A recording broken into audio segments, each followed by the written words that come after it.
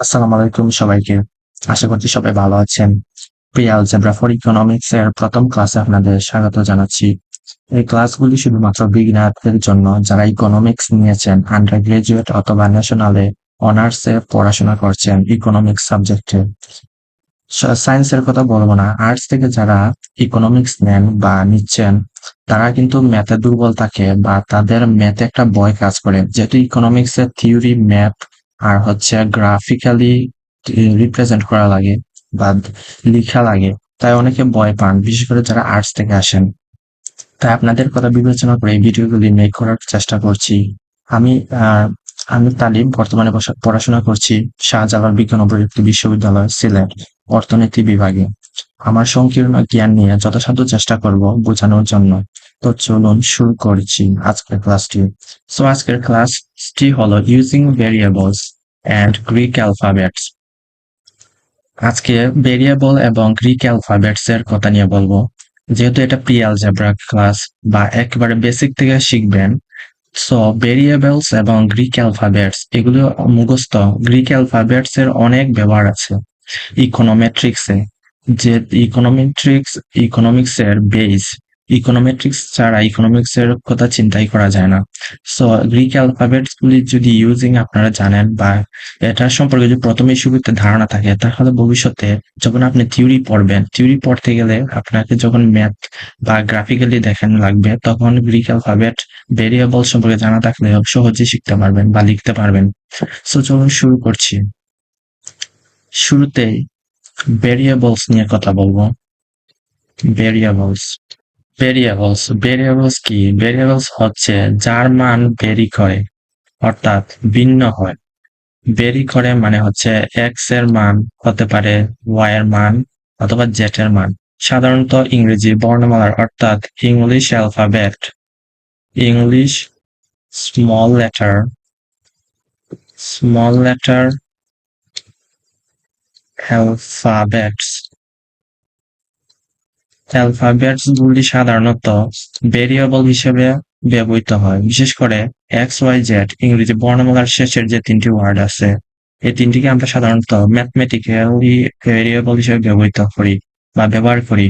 কিন্তু অন্যান্য যে ওয়ার্ড গুলি আছে, অর্থাৎ এ, বি, সি, তারপরে ডি, এটসেট্রা এটসেট্রা, এগুলিও কিন্তু ভেরিয়েবল হিসেবে ব্যবহৃত হতে পারে।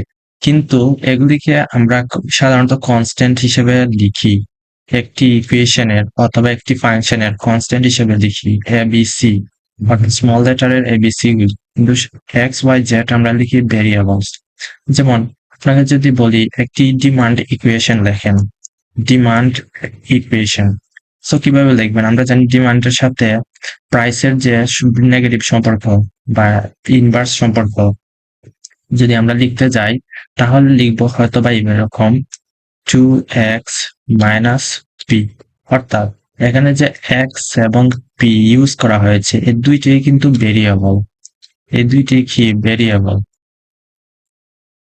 এখানে কিন্তু পি এর সাথে এক্স এর নেগেটিভ সম্পর্ক।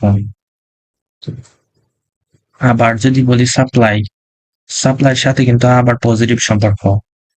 যদি আমরা লিখি 3y প্লাস পি, এটা কিন্তু একটা সাপ্লাই ইকুয়েশন। অর্থাৎ প্রাইসের সাথে এটা যদি প্রাইস ধরি পি আর ওয়াই হচ্ছে ভেরিয়েবল, অর্থাৎ 3y কোয়ান্টিটি হিসেবে ধরতে পারি। অর্থাৎ এই দুইটি যে লিখলাম, এই দুইটি ইকুয়েশনের যে এক্স পি ওয়াই পি এগুলি যে লেখা হলো, এগুলি কিন্তু ভেরিয়েবল। ভেরিয়েবল জানা জরুরি, কারণ আমরা কিন্তু সব প্রুফ লিখতে যাই, অর্থাৎ ইকোনমিক্সে কিন্তু বেশিরভাগ প্রুফ লেখা। ইকোনমিক্সে কি লেখা? প্রুফ লেখা। বেশিরভাগই যে কোনো থিওরি পড়তে চান, প্রুফ কিন্তু আপনাকে লিখতেই হবে। তারপরে আপনি ম্যাথমেটিক্যালি বা গ্রাফিক্যালি দেখাতে পারেন। আগে প্রুফ লিখতে হবে। প্রুফ লিখতে গেলে আপনি ভেরিয়েবল সম্পর্কে জানা লাগবে। সো নেক্সট আগাই। Greek alphabets. গ্রিক অ্যালফাবেটস গুলি হচ্ছে এখানে প্যারামিটার হিসেবে ব্যবহৃত হয়। স্ট্যাটিস্টিক্স, অর্থাৎ আপনাদের স্ট্যাটিস্টিক্স ছাড়া ইকোনমিক্স চিন্তাই করা যায় না। স্ট্যাটিস্টিক্স আর হচ্ছে ইকোনোমেট্রিক্স, এই দুই জায়গায় অসংখ্য ইকোনোমেট্রিক্স, সরি স্পেলিংটা ভুল হয়েছে। এখানে হবে ইকোনোমেট্রিক্স। ইকোনোমেট্রিক্স এই দুই জায়গায় অসংখ্য গ্রিক অ্যালফাবেটস এর ব্যবহার আছে। তো আমরা শুরু করছি, সবগুলি একেবারে মুখস্থ করে নেবেন। 1 নাম্বার আলফা।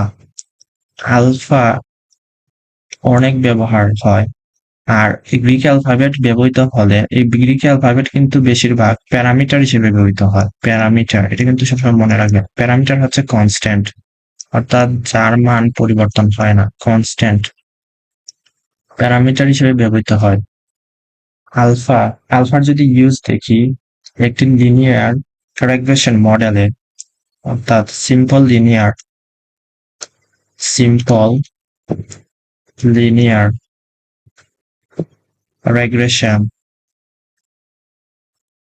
রেগ্রেশন মডেল যদি একটা ইকুয়েশন লিখি, model linear simple linear regression মডেলের একটা ইকুয়েশন যদি লিখি আলফা দিয়ে, তাহলে হবে এরকম: alpha plus beta X I, যেখানে আলফা হচ্ছে ইন্টারসেপ্ট আর বিটা হচ্ছে স্লোপ। এটা একটি সিম্পল লিনিয়ার রেগ্রেশন মডেল। আপনি যখন স্ট্যাটিস্টিক্স পড়বেন আপনাদের কোর্সে একটি কোর্স স্ট্যাটিস্টিক্স তারপরে ইকোনোমেট্রিক্স দুই জায়গায় ব্যবহৃত হয়। এটা কিন্তু একটা সিম্পল লিনিয়ার রেগ্রেশন মডেল। 2 নাম্বার হচ্ছে বিটা। বিটা বিটার যদি একটি ব্যবহার দেখতে যাই তাহলে হচ্ছে কোফিশিয়েন্টস, অর্থাৎ কোফিশিয়েন্টস ইন রেগ্রেশন মডেলের কোফিশিয়েন্টস এ ব্যবহৃত হয় কোফিশিয়েন্ট হিসেবে। কোফিশিয়েন্ট রেগ্রেশন মডেলের কোফিশিয়েন্ট হিসেবে ব্যবহৃত হয়। যদি একটি ইকুয়েশন লিখি y equal alpha plus beta X plus epsilon, এই যে এখানে বিটা ইউজ করা হয়েছে এটা কিন্তু কোফিশিয়েন্ট, আগে আমরা দেখেছি পূর্ববর্তী যে ইকুয়েশনটি কোফিশিয়েন্ট হিসেবে ব্যবহৃত হয়। 3 নাম্বার গামা। গামার কিন্তু দুই রকম, এইটা হচ্ছে ক্যাপিটাল লেটারের গামা, আর একটা হচ্ছে ঠিক এইরকম, এটা হচ্ছে গামা স্মল লেটারের, এটা হচ্ছে ক্যাপিটাল লেটারের গামা, এটা হচ্ছে গ্যামা।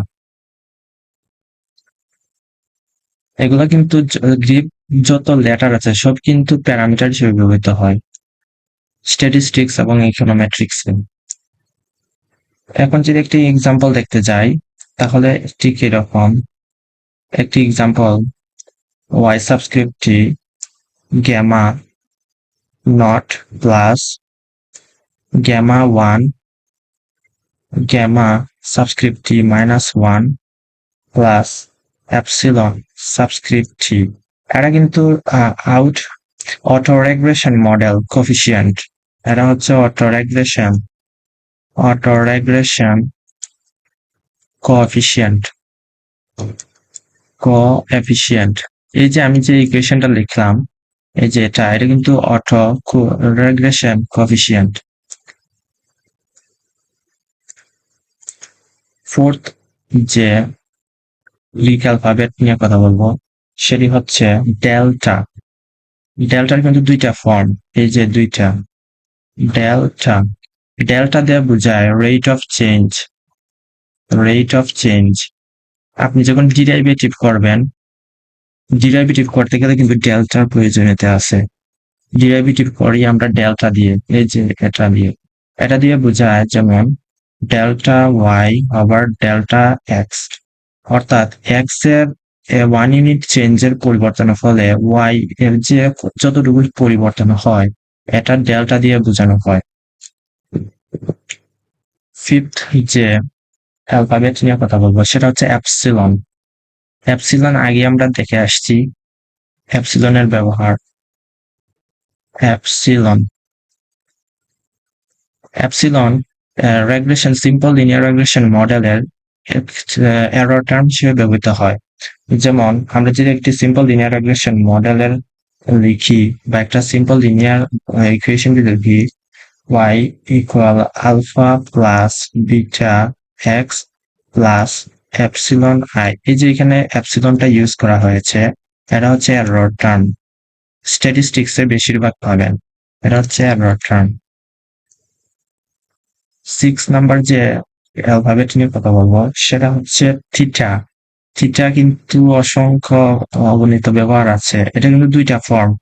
এটা হচ্ছে স্মল অ্যাবস্ক্রাইবড, এটা হচ্ছে স্মল অ্যাবস্ক্রাইবড থিটা, অর্থাৎ এটা ছোট হাতের বা ছোট স্মল অ্যাবস্ক্রাইবড থিটা। আর এটা হচ্ছে ক্যাপিটাল লেটার, এটা হচ্ছে ক্যাপিটাল লেটার থিটা। এই দুই রকমের ব্যবহার, অর্থাৎ আপনি যখন পপুলেশন রেগুলেশন বা পপুলেশনের মিন অথবা ভেরিয়েন্স বের করবেন তখন কিন্তু এই যে ক্যাপিটাল লেটারের যে থিটা এটা ইউজ করা হয়, আর স্মল লেটারে হচ্ছে স্যাম্পলিং এর ক্ষেত্রে স্যাম্পল মিন অথবা স্যাম্পল ভেরিয়েন্স বের করতে ফাংশনে theta small square theta use করা হয়। এটা যদি একটি উদাহরণ দিই, যেমন function of theta x theta, এটা হচ্ছে ক্যাপিটাল লেটার ব্যবহার। এটা হচ্ছে প্যারামিটার হিসেবে ব্যবহৃত হয়েছে। এই ফাংশনের যে থিটা ইউজ করা হয়েছে এটা হচ্ছে parameter in a function. 7 number যে অ্যালফাবেট নিয়ে কথা বলবো সেটা হচ্ছে ল্যামডা। ল্যামডার কিন্তু অনেক ব্যবহার। ল্যামডা এটা ল্যাগ্রেঞ্জ মাল্টিপ্লায়ার হিসেবে ব্যবহৃত হয়, as a Lagrange Lagrange multiplier হিসেবে ব্যবহৃত হয়। যেমন একটা ল্যাগ্রেঞ্জ মাল্টিপ্লায়ার যদি ইউজ লিখি, যেমন ধরেন function of x equation plus lambda m of x minus t. এই যে এটা যে লিখলাম একটা ইকুয়েশন, এটা কিন্তু ল্যাগ্রেঞ্জ মাল্টিপ্লায়ার ইকুয়েশন।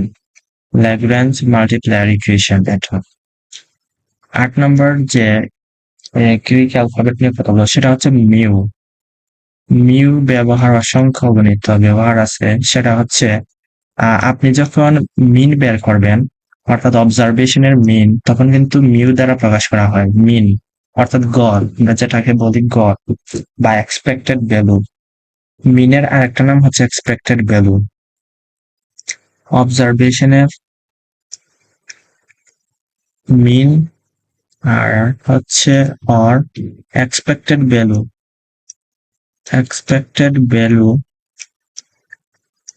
বের করতে মিউ নোটেশন ব্যবহার করা হয়।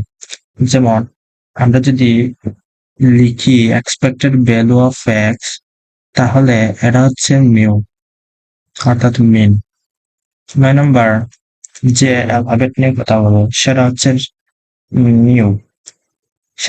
নিউ। ঠিক এরকম নিউ, এটার যে ব্যবহার সেটা হচ্ছে t distribution with degrees of freedom, অর্থাৎ টি ডিস্ট্রিবিউশন স্ট্যাটিস্টিক্সে টি ডিস্ট্রিবিউশন পড়বেন তখন এটার যে ডিগ্রিজ অফ ফ্রিডম তখন কিন্তু নিউ দ্বারা প্রকাশ করা হয়। টি ডিস্ট্রিবিউশনের ডিগ্রিজ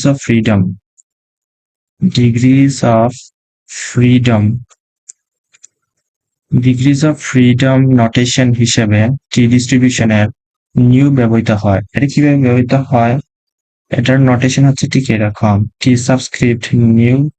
10 নম্বর যে অ্যালফাবেট নিয়ে কথা বলবো সেটা হচ্ছে পাই। পাই দ্বারা প্রফিট বোঝানো হয়। প্রফিট বোঝানো হয় পাই দ্বারা, অর্থাৎ পাই ইকুয়াল টিআর, অর্থাৎ total revenue minus total cost. এই পাই দ্বারা প্রফিট বোঝানো হয়। 11 নম্বর যে অ্যালফাবেট নিয়ে কথা বলবো সেটা হচ্ছে র। অর্থাৎ এই র যে নোটেশন বা গ্রিক অ্যালফাবেট, এটা হচ্ছে স্পিয়ারসম্যানস র্যাঙ্ক কোরিলেশন কোএফিসিয়েন্ট ব্যবহার হয়। অর্থাৎ স্পিয়ারসম্যান কোরিলেশন কোএফিসিয়েন্ট, এটা স্ট্যাটিস্টিক্সে পাবেন। কোরিলেশন কোএফিসিয়েন্ট বোঝাতে কোএফিসিয়েন্ট বোঝাতে র ইউজ করা হয়। স্পিয়ারসম্যানস র্যাঙ্ক রিলেশন কোএফিসিয়েন্ট বোঝাতে র ইউজ করা হয় কিভাবে? যেমন র অফ এক্স ওয়াই, এটা হচ্ছে কোরিলেশন। এখানে যে এক্স এবং ওয়াই এর যে রিলেশন, সেটা হচ্ছে এক্স এবং ওয়াই এর মধ্যে যে সম্পর্ক, এটা হচ্ছে র দ্বারা বোঝাচ্ছি। তারপরে 12 নম্বর যে সেটা হচ্ছে সিগমা, অর্থাৎ এটা সিগমা দ্বারা স্ট্যান্ডার্ড ডেভিয়েশন, তারপরে হচ্ছে স্ট্যান্ডার্ড স্ট্যান্ডার্ড ডেভিয়েশন ইউজ করা হয়। অর্থাৎ আপনি যখন স্ট্যান্ডার্ড ডেভিয়েশন বের করতে যাবেন তখন সিগমা ইউজ করতে হয়। এটা হচ্ছে নোটেশন সিগমা, তাই ব্যবহার করা হয় স্ট্যান্ডার্ড ডেভিয়েশনে। Standard deviation standard deviation use করা হয়। 13 নম্বর যে নোটেশনটার কথা বলবো সেটা হচ্ছে টাও। 13 নম্বর যে নোটেশনটা অ্যালফাবেট নিয়ে কথা বলবো সেটা হচ্ছে টাও। টাও ব্যবহার করা হয় যখন টাইম পিরিয়ড বোঝানো হয়, অর্থাৎ রেগুলেশন অ্যানালাইসিসে যখন টাইম পিরিয়ড অর্থাৎ টাইম বোঝানো হয় তখন টাও ব্যবহৃত হয়। যেমন একটি ইকুয়েশন যদি লিখি তাহলে ঠিক এইরকম হবে, y subscript t equal alpha plus beta subscript t plus epsilon t। এখানে t নয়, এটা হচ্ছে টাও, টাইম পিরিয়ড। তারপরে 14 নম্বর যে অ্যালফাবেট আছে সেটা হচ্ছে পি, ঠিক এইরকম, এটা হচ্ছে পি। এটার যদি ব্যবহার দেখি আমরা parameter in time series models, অর্থাৎ প্যারামিটার হিসেবে ব্যবহৃত হয় টাইম সিরিজ মডেলে। সরি, এটা নোটেশন। পির যদি ব্যবহার দেখি তাহলে এটা হচ্ছে টাইম সিরিজে ব্যবহৃত হয়। টাইম সিরিজ মডেলে ব্যবহৃত হয় প্যারামিটার হিসেবে,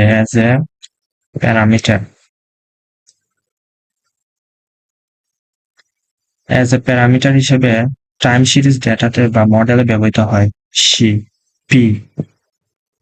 আর এটার যদি ব্যবহার দেখি তাহলে ঠিক এরকম হবে,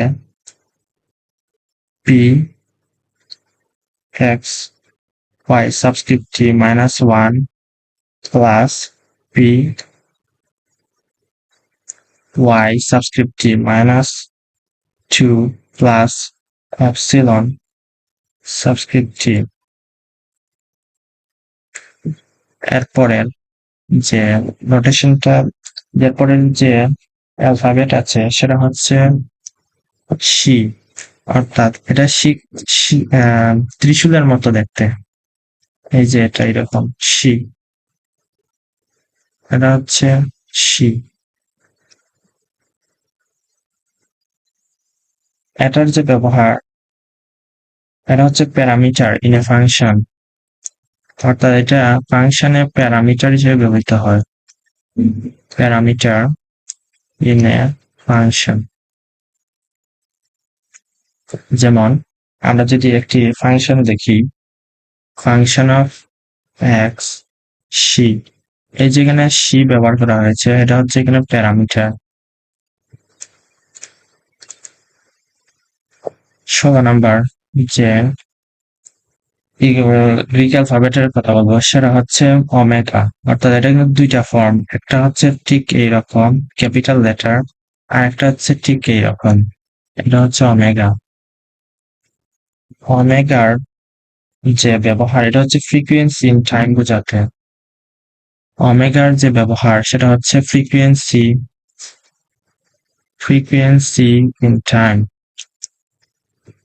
in time series analysis. Time series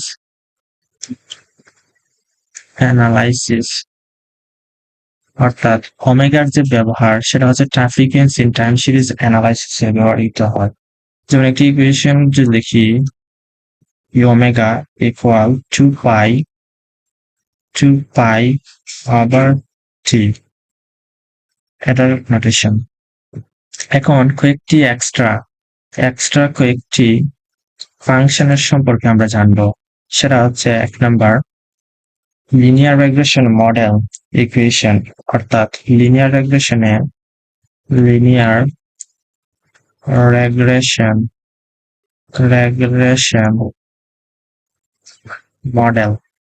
মডেলের যে ইকুয়েশন সেটা দেখব। সেটা হচ্ছে y equal alpha plus beta X plus epsilon I. এই যে এখানে আলফা, বিটা, এপসিলন ব্যবহৃত হয়েছে, এগুলো কিন্তু সব প্যারামিটার। তারপরে আরো দুইটি হলো কপ-ডগলাস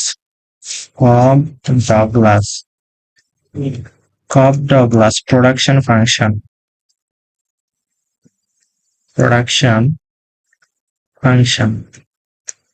কপ-ডগলাস প্রোডাকশন ফাংশন, এটা হচ্ছে Q equal A kappa to the power alpha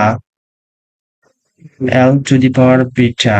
এখানে কাপ্পা হচ্ছে, এটা হচ্ছে কাপ্পা, এটাও কিন্তু একটি গ্রিক অ্যালফাবেট, এটা হচ্ছে কাপ্পা।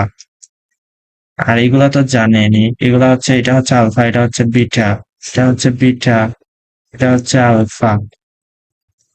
এখানে যে ইকুয়েশনটা লিখলাম এটা হচ্ছে কপ-ডগলাস প্রোডাকশন ফাংশন। 3 নাম্বার সেটা হলো প্রফিট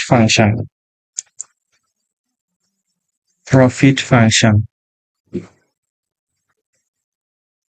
পাই ইকুয়াল জিআর মাইনাস টিসি, অর্থাৎ টোটাল রিভেনিউ থেকে টোটাল কস্ট বাদ দিলে আমরা কি পাই? প্রফিট।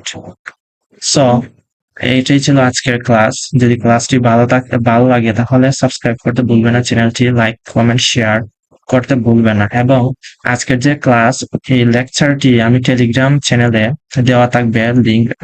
টেলিগ্রাম চ্যানেলে আমি পিডিএফ আকারে দিয়ে রাখবো, আপনারা ডেসক্রিপশন এবং কমেন্ট বক্স চেক করবেন, যদি আপনাদের প্রয়োজন হয় তাহলে দেখতে পারেন। So till then, good bye.